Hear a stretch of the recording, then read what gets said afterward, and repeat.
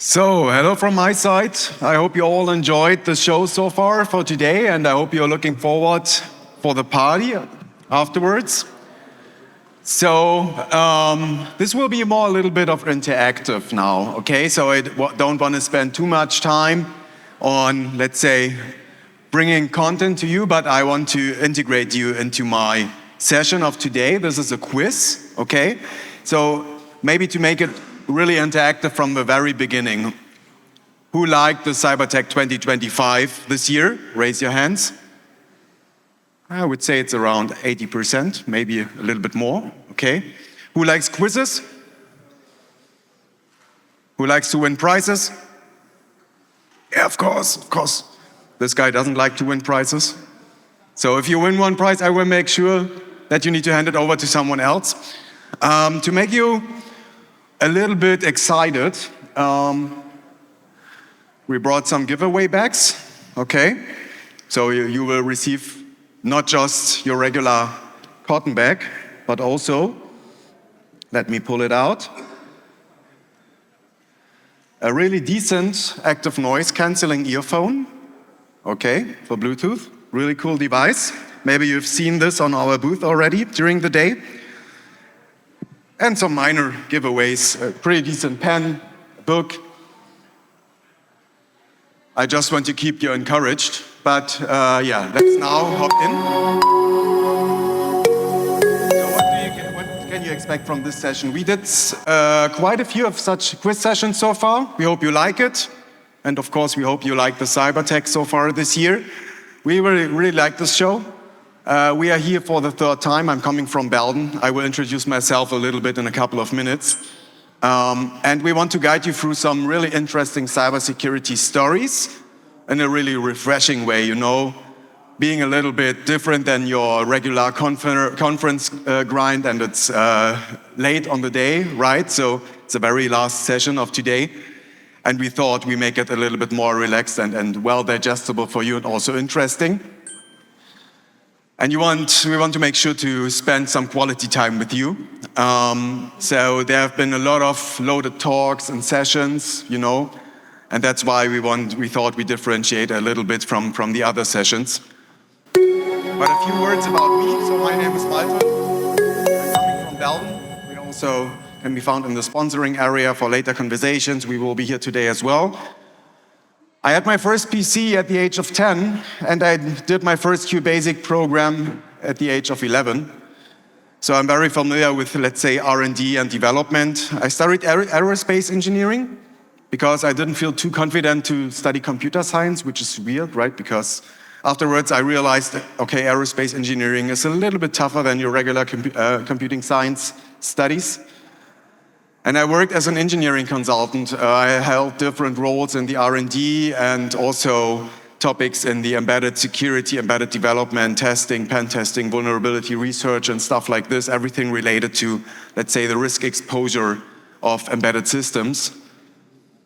And I was always interested in this topic, let's say. I was more a people manager the last years, and I revisited cybersecurity because I researched within, let's say, the jailbreak community back then when iPhones didn't accept any SIM card, and just out of personal motivation because I wanted to put other SIM cards into my iPhone, I researched baseband, so modem vulnerabilities on the software side, on the embedded side.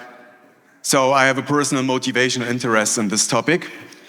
And I came across specifically ICS cybersecurity about now it's already like almost 6 years ago, during a project engagement, and realized, hey, yeah,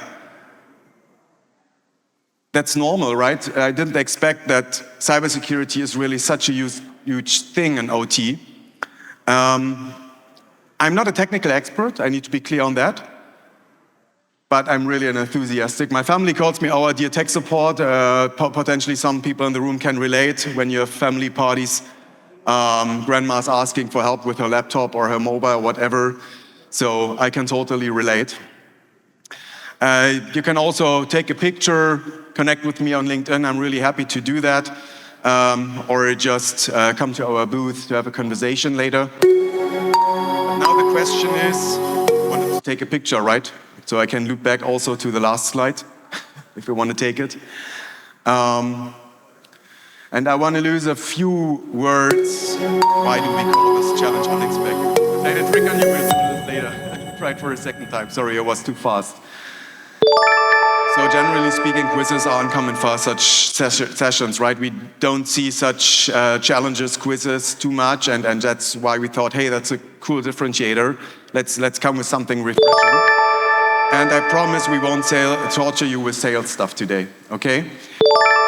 And you will leave the session with more than you came with. At least it's maybe some insight, some more knowledge, some more stories to tell, to share, or even a prize, as I indicated. Also have my colleagues with me that help me a little bit to find the people that are giving the right answer.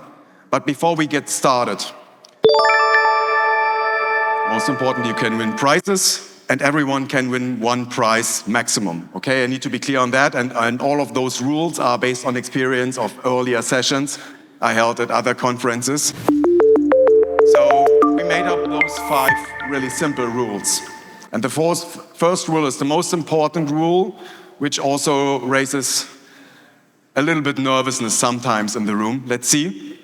If you know the right answer, scream as loud as you can. Okay, raise your hand. Make yourself visible in the audience, okay? It's a multiple choice, okay? Maybe this is a relief for you. I remember back my time in my studies when the prof said, hey, it's a multiple choice test. Okay, I don't need to learn. 25% chance of winning is enough for me. So that's what we will do today, and I promise everyone can maybe based on knowledge or just guess and play with us. And I really ask you to be fair and only scream one time for each question and only after I read out all possible answers, okay? I hope we can agree on this rule. My lovely colleague, Christina, sitting here at the very front, she will observe the audience, okay? Of course, she knows the answers. And she will hand over the prizes. And you also need to briefly explain your choice. Just a short statement, I did the guessing game, or whatever was your motivation to pick a certain answer. And the prizes, of course, will be handed out immediately after each question to make everyone else jealous and a little bit more motivated for the next question. Okay? All right. So, let's start with the first question. It's about a payment exploit. And I really love this little guy here. We adapted it a little bit. So if you're snack addicted, here's the solution. A cybersecurity researcher found that which type of vending machine could be hacked to dispense free snacks by exploiting its payment system. Is it a soda machine? Is it a candy machine? Is it a coffee machine? Or is it a sandwich machine? Who said B first? Christina, you judge? So, I think it came from this direction. I think so too. At least it was the loudest one. That's why I told you scream as loud as you can. So, if you're not happy with the choice, you can blame Christina, okay? She observes you, okay? So, make sure. And B, candy machine, is the correct answer. So can I ask you to pick your prize? Because it's more convenient for Christina.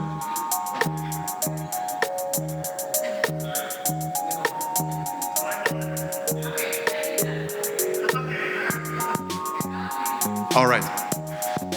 So, and of course I'm playing like embarrassing music for you. Look at this guy, he won. Okay, be jealous.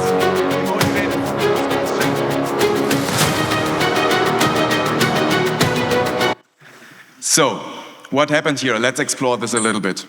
So, this was a guy that started a new job at the company that provided NFC access cards for buildings, for vending machines, for room bookings, and so on. And he decided to hack the card to explore its capabilities. You find out a little bit more, what kind of information he can collect from this. And initial scans revealed that it was a MyFA classic card, which is well known for being old and insecure. And he found online guides for cracking the card's private keys. Okay, so Nothing too sophisticated, a little bit of Googling, a little bit of researching for a couple of minutes. And he used a tool called MFOC, and he successfully dumped the private keys from the card. And by that, he discovered that the vending machine credit was stored directly on the card and was not synchronizing with some kind of backend or server or whatever. So what did this guy do? He easily modified the card's value and put like 10,000 euros to the card to receive free credit for candies. That's what this guy did. At the very end, I will bring also a complete list of QR codes so you can explore more about the stories. Sometimes it's really massive research papers, sometimes it's like a blog article or whatever. But yeah, this is what happened here. So, let's move over to the next question. And make sure to be engaged, make sure to be loud enough. It's about a vulnerable air gap. Air gapping won't make you secure in every case. What unique method did researchers use in 2020 to demonstrate the vulnerability of air-gapped industrial systems? Was it A, drones with Wi-Fi sniffers that were used?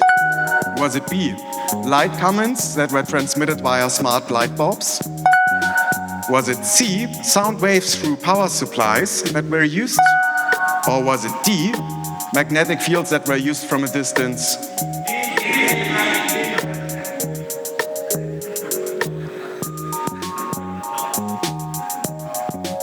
No correct answer so far?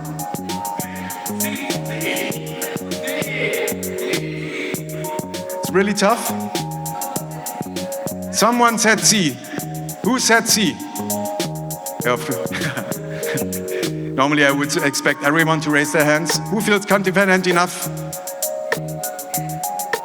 It was you, right? The guy who didn't want to win. And stay calm, we have another 2 questions. There are another 2 opportunities to win. So it's C, sound waves. Really interesting system compromise.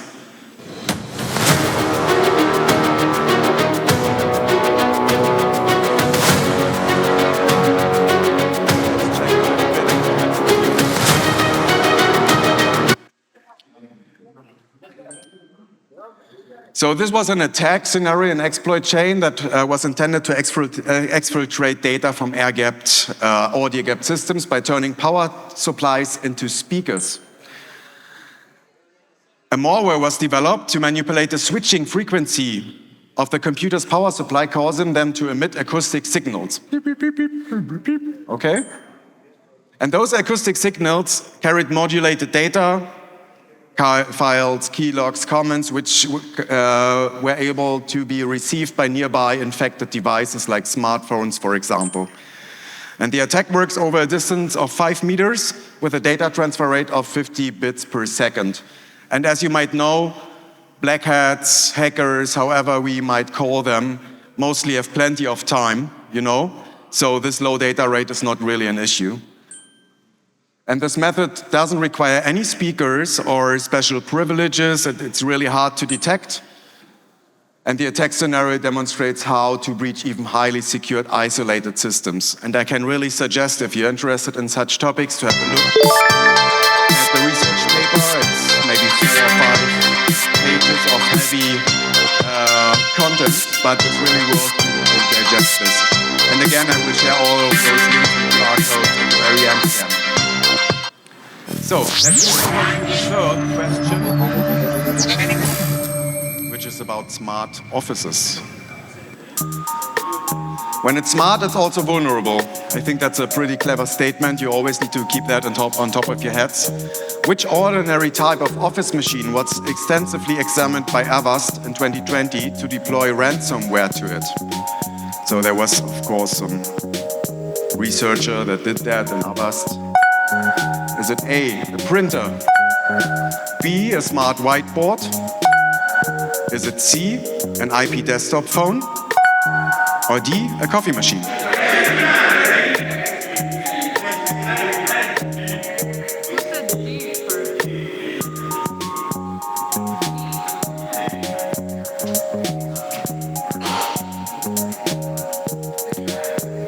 I think I also heard it more from the left, from my view.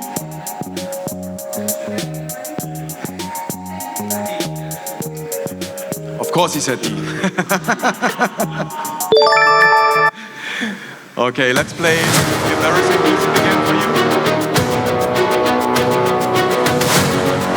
I think we missed out so far to receive a quick explanation about the choice. But now we can roll it out. I think we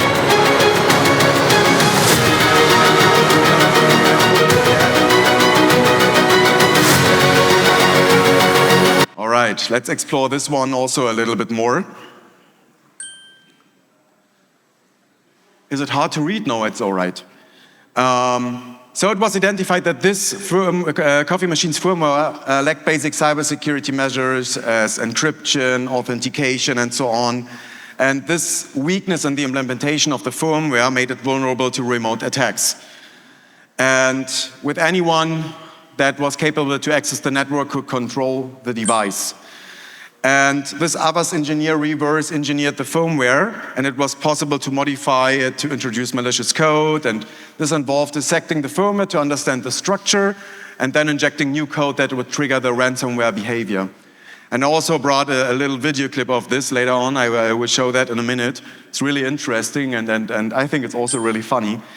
And by hijacking the firmware update process, and this was really the intrusion point, let's say, the modified firmware turned the coffee machine into a ransomware machine, and it made it unusable, and it displayed a ransom message until the device was unplugged.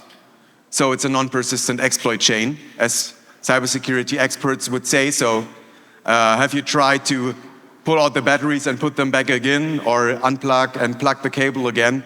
That would be the solution for this, but as it was for research purposes, that's no issue. It's still quite impressive. And during this exploit chain, various attack vectors were explored, including physical proximity attacks, network-based attacks, and a little bit of social engineering as well. And of course, this work, like other works in the research domain, is highlighting the risk associated with IoT devices, OT devices, and stuff like this. And that it's really important to follow, for example, the Cyber Resilience Act to implement secure embedded systems and firmware, and to certify such IoT devices as well. Because it would be a mess, right, if you have a really strong industrial firewall and good defenses in place, but your coffee machine exposes your whole network, right? So that would be frustrating. But let's have a look. So you see the coffee machine here, and you see a little bit of screen on the right-hand side with some code, a little bit of stack addresses, and now he's executing, obviously. And now we will see in a couple of seconds what happens here. Okay, he wants to start. Okay, something is missing, as always with coffee machines. And now the ransomware message is showing with the bit.ly address. Want your machine back? Please send bitcoins to this address. I assume that's what's behind this bit.ly address or whatever. But that's not enough, you know. It's now ransomware encrypted, let's say. But it also does now fancy stuff like dispense water without pressing anything and messing up and stuff like this. Really interesting, really interesting. And it's also really interesting to go through this article. Long article that really explains every single step during the compromise of this machine. So I highly recommend to have a look at that as well at home. All right, so let's move forward to the very last question. And as always during such quiz sessions, the audience gets louder and louder with every question. You know, the pressure is high. We have one last question, one last opportunity to win. It's about two-factor authentication bypass. Two-factor authentication isn't secure in every case. In a cyber attack on a semiconductor company, hackers used a very sneaky method to bypass two-factor authentication. What was their trick? Are you ready, Christina?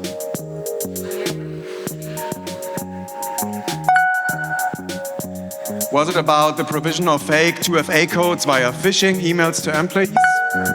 Was it the interception of calls via spoofed phone numbers to bypass two-factor authentication? Did they break into the company to steal hardware-based 2FA tokens? Or did they place malware on a company printer? I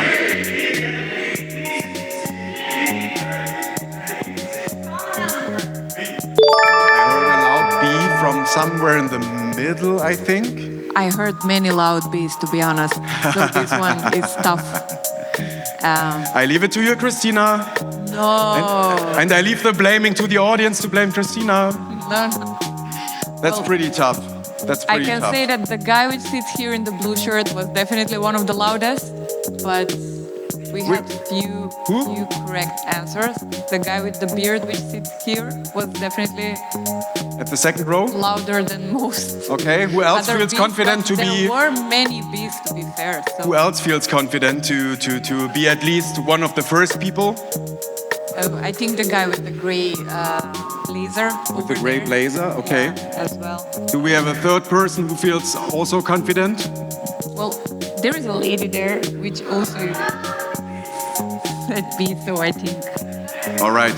So as you can see, we prepared well for such situations, let's say, because we were facing such a challenge in the past during those sessions, and we had 3 giveaway bags left. So just to be fair, Christina, maybe you can share it between the 3 of those. Because, hold on, yeah, it's the last question, you know, that's a typo on the very top right. So, my suggestion is just have all of them up to those 3. All right.